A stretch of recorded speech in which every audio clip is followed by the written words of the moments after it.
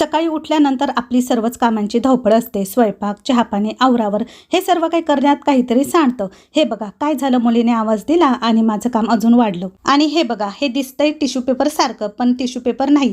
याला किती पण धुवा अजिबात फाटत नाही आणि खराब पण होत नाही. पण आता या सर्व गोष्टींचा मी अजिबात लोड घेत नाही, कारण मी मागवलं आहे Amazonवरून विकोचं हे रियुजेबल किचन टॉवेल. एकच टिश्यू पेपर 100 वेळा वापरूनही त्यातून दुर्गंधी, घाणेरडा वास अजिबात येत नाही.